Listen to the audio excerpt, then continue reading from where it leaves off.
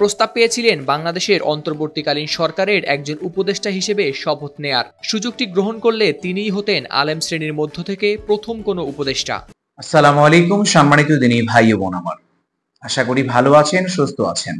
সম্মানিত দিনী ভাই ও বোন আমার, আপনারা অনেকেই অবগত আছেন শেখ আহমদুল্লাহকে বর্তমান অন্তর্বর্তীকালীন সরকারের একজন উপদেষ্টা হিসেবে আহ্বান করা হয়েছে।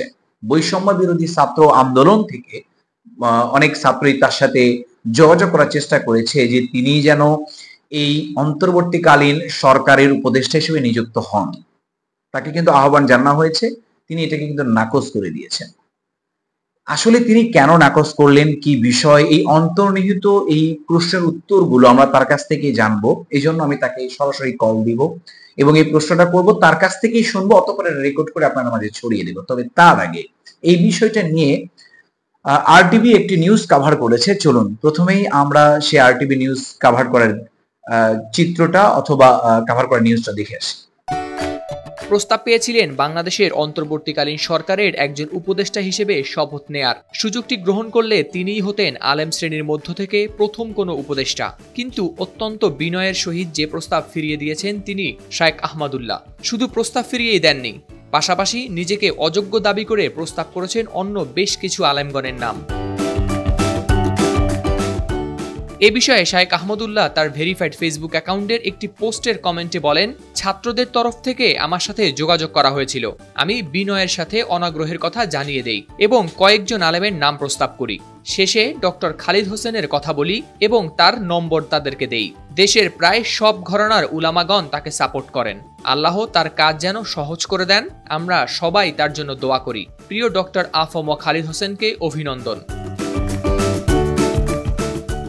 এদিকে উপদেষ্টাদের সমন্বয়ে গঠিত নতুন সরকারের প্রতি শুভেচ্ছা জানিয়ে তাদের সাফল্য কামনা করে বৃহস্পতিবার রাতে নিজ ফেসবুক অ্যাকাউন্টে একটি পোস্ট দেন এই ইসলামিক ব্যক্তিত্ব।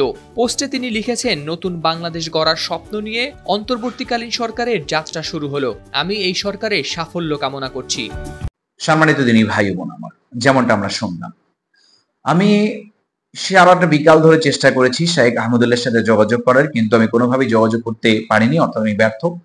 এখনো প্রচেষ্টা চলতেছে। ইতিমধ্যে আমি কিন্তু অনেকেই ফোন দিয়েছি, অনেক শাইখের সাথে আমার কথা হয়েছে।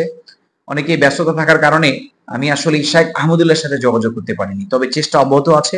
যত দ্রুত সম্ভব আমি তার সাথে যোগাযোগ করে আমি এই প্রশ্নটা করব এবং তিনি কি কারণে এই অন্তর্বর্তীকালীন সরকারের উপদেষ্টা হিসেবে নিজেকে নিযুক্ত করলেন না, এর কি কারণ থাকতে পারে, এটা আমরা তার কাছ থেকে শুনবো। তবে বর্তমান সময়ে আমার কাছে যে একটা বড় কারণ বলে মনে হচ্ছে, সেটা হচ্ছে যে সম্ভবত তিনি এই একটি কারণে নিযুক্ত হননি, সেটা হচ্ছে যে ইসলামে কিন্তু গণতন্ত্র হারাম, এটা আমরা সকলেই জানি। এই গণতন্ত্র হারাম বিধায় সম্ভবত তিনি এই ক্ষেত্রে নিজেকে নিযুক্ত করতে চাননি, এটা আমার ব্যক্তিগত অভিমত।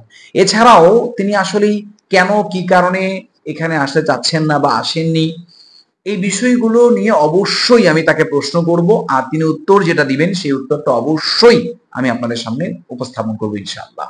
যাই হোক, আজকে আর কথা না বাড়িয়ে আজকে ভিডিওটা আমরা এখানেই শেষ করছি। আবারও দেখা হবে ইসলামিক নতুন কোনো ভিডিওতে ইনশাআল্লাহ।